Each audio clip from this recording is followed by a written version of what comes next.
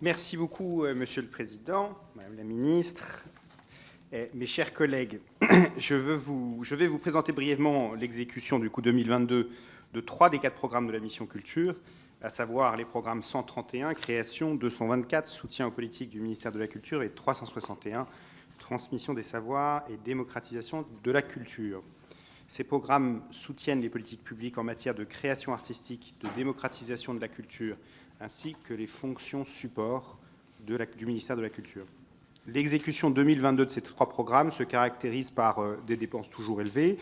Leurs crédits ont été exécutés à hauteur de 2 500 millions d'euros en autorisation d'engagement et de 2 515 millions d'euros en crédit de paiement, soit des montants supérieurs d'environ 55 millions d'euros en AE et 75 millions en CP à ceux ouverts en loi de finances initiale. Après 2 années budgétaires exceptionnelles, marquées par l'incidence financière de la crise sanitaire, l'exécution de ces 3 programmes n'a pas encore retrouvé son niveau antérieur à cette pandémie, en raison notamment du prolongement de certains dispositifs de soutien et des dépenses publiques engagées en réponse aux nouvelles difficultés rencontrées par les acteurs culturels à la suite de la hausse des coûts de l'énergie et du relèvement du point d'indice des agents publics.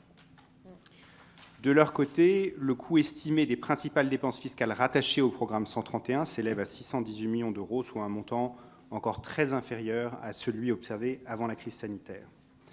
Cette exécution appelle, à mon sens, 3 observations relatives à la consommation des crédits du programme 131, au Pass Culture et à l'évolution des dépenses fiscales. La première observation concerne le programme 131, qui finance la création artistique dans le spectacle vivant, c'est-à-dire le soutien au théâtre, à la danse, au cirque, aux arts visuels. En 2022, ce programme a été exécuté à hauteur de 960 millions d'euros, soit un montant supérieur de près de 45 millions d'euros au crédit ouvert en loi de finances initiale. Cette dépense est également supérieure de près de 200 millions d'euros au crédit exécuté en 2019 avant la crise sanitaire. Je vais répéter ce chiffre à destination de ceux qui doutent de la permanence du soutien de l'État aux professionnels de la culture. En 2022, les dépenses du programme 131 de soutien à la création artistique ont été supérieures de près de 200 millions d'euros à ce qu'elles étaient en 2019, avant la crise sanitaire.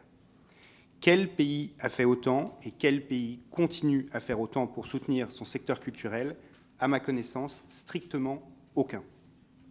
Je vous assure donc, Madame la Ministre, de mon plein soutien sur ce sujet et souhaiterais savoir si ces premiers mois de l'exécution 2023 confirment ce soutien apporté par votre ministère au spectacle vivant. Concernant le Pass Culture, en 2022, le coût de ce dispositif s'est élevé à 245 millions d'euros, dont presque 200 millions d'euros à la charge du ministère de la Culture. Malgré les critiques constantes et infondées de certaines oppositions, le succès de ce dispositif ne se dément pas.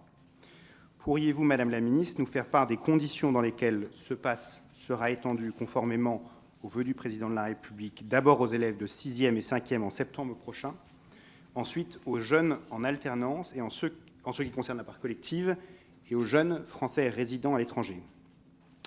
Pourriez-vous nous préciser également le calendrier de ce déploiement, qui est évidemment attendu avec réelle impatience, notamment dans ma circonscription.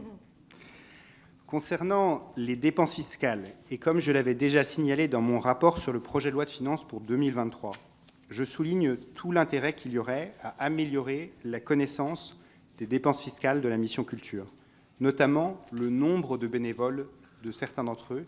Il me paraît essentiel que le Parlement soit en mesure de le savoir. Très justement, la Cour des comptes plaide pour que des progrès soient accomplis en ce sens. Pourriez-vous, Madame la Ministre, nous faire part de vos intentions sur le sujet, qui, je suis sûr, concerne également vos homologues à Bercy.